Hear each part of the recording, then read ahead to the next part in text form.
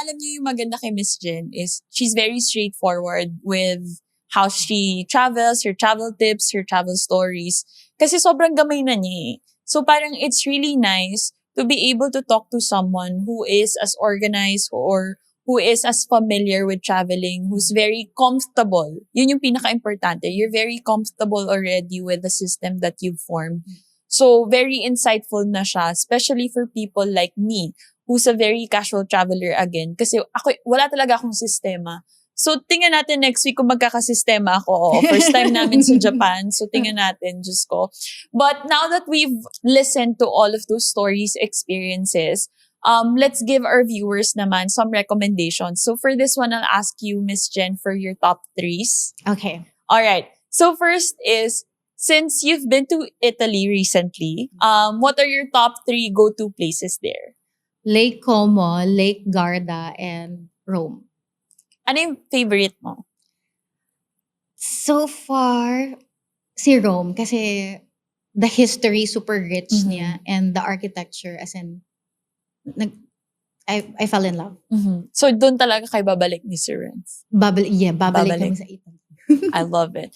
What is this one is really nice, your top 3 go-to places in Baguio? Ay, okay. Number 1, hindi ko alam kung anong specific address niya kasi parang secret location yun ng husband ko. So sorry guys. Wala yung exact location but it's an overlooking view of the entire Baguio. Doon niya ako dinala. Kaya kinilig na during 24 hours Jowa challenge. So dinala niya ako doon. Parang to cap the night. So doon kami. Overlooking siya as in sobrang ganda niya talaga. So, hindi ko alam anong location yun. Next is in terms of food, we love talaga. Hindi na kasi kami nag-touristy talaga sa Baguio. Pero palagi namin binabalikan kapag nasa Baguio kami. Lemon and olives and then Choco de Baterol. So, mga mga food places. Oo, mga chill na lang. Yeah. I mean, that's nice. The last time I've been to Baguio was 7 years old pa ako. So, tagal na. Super tagal. So, parang, ang alam ko lang sa Baguio, may malaking layon dun sa may Oo, tsaka yung mga strawberry taho, yun na lang. But, yeah, I think, hanapin ko nga yung secret places, Sir Renz. Kung nasan man yun, comment nyo guys, ha? This one, I love this question because I'm gonna go to this place next week. Your top 3 favorite activities in Japan. Top 3 activities in Japan. Hala, wait lang. It's so hard. Siguro lang, kapag, ano ulit? Top 3 things or activities, no? Activities. Top 3 activities? Go-kart. Go-kart. Okay, yan pala. Yun ba yung yung nasa sa labas Tokyo. ka sa street? Yes. Yung nagsusuot kayo ng yung parang Pokemon something. Yung ba yung kailangan mo International driver's license. Okay, kuha ko. You should try it. We tried it both in Osaka and Tokyo. It was so fun. As in, sobrang saya niya. Okay. Pero don't do it during winter time. Kasi, ang hirap. Okay. Yes. Sige. Yan. Go-kart. Shucks. Ang hirap. Sana ginawa yung top 10, guys. Para hindi kami nahirap. Mag-food trip. Trip. Mag-food trip. And then, mag-shop sa, Shinsaibashi. Osaka? In Osaka. In Osaka. Kasi for me, mas madali doon. Kasi nandun na lahat. So, I think yun. For food, meron kang specific na place? Kasi I only heard of Chokiji Market. Parang yun lang yung naririnig ko mostly for food trip in Japan. Okay. For the food, more on Osaka talaga siya. For the ramen, wait lang. Nakalimutan ko yung name. Wait lang, may cheat sheet ako.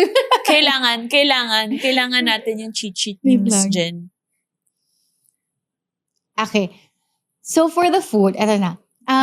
More on the Osaka siya. So, it's our favorite place. If you want tempura, you go to Tempura Makino. Sa Osaka pa rin siya. Like, they'll fry it in front of you. Sobrang fresh. Tapos yung oil, hindi siya kapag, alam mo, red flag sa akin yung tempura kapag nafe-feel mo yung oil. Alam mong luma na yung oil. Kasi naluto na siya, tapos niluto ulit. Yes. Pero yun hindi. Sobrang fresh. Tapos, since niluluto siya sa harap mo, yung mapapasok ka pa, pero masarap na klaseng paso. Ganon ka pa. Yeah, sobrang niya. If you want to, if you want a fancier type of yakiniku, like, meron din, sa Osaka pa rin siya. Kasi for me, like, food hub talaga si Osaka. We love Osaka. And Kyoto. The yakiniku Rikimaru, medyo pricey siya, pero worth it. Masarap. Sobrang. Then for the ramen, we don't normally go to Ichiran. Our favorite is, Makotoya. Makotoya in, pa rin siya, in Osaka. Okay. As in, sobrang rich ng broth niya and basta masarap. Parang, for us, first siya, then sa Ichiran na yung second para sa amin. Okay. And the locals really recommend it as well. Yeah. So that's Makotoya, guys. Okay. Now, we have top 3 na yun. Guys, dinagdagan ko na yun ha. So, top 3 food spots na din yun in Osaka. But to wrap everything up, Miss Jen, let's leave our viewers some quick tips for traveling here in our final segment. This one is a fun one. This one is called Carry On Secrets. So, medyo mabilis to para tong Fast Talk. Wow, Fast Talk Travel Edition. Check-in or carry-on only? Check-in. Check-in. Saan naman lalagay yung outfits kayo naman? Dapat check-in or more check-in lang to. Yes. Red-eye flight or early morning call time? Early morning call time. Ma'am, coffee or tea? Ano yun? Yung sa FA. Okay. Akala ko tapos, okay. Coffee or tea? Tea. Tea. Roaming SIM or instant eSIM? Instant eSIM. Instant eSIM. Actually, it's really nice that you mentioned instant eSIM because now we have, if you guys have seen, we have Smart Travi. So see Smart Travi, this one is, for me, this is a more efficient way of having an instant eSIM. This one is actually an app that allows users to purchase eSIMs through that app, connect in over 80 overseas destinations. All you have to do is once you download it, users can simply choose their destination, data package, duration ng stay nila, pay using any preferred method, and then activate your eSIM for immediate use. So what's nice with this one is hindi mo na kailangan maghanap ng kiosk when you go to that destination.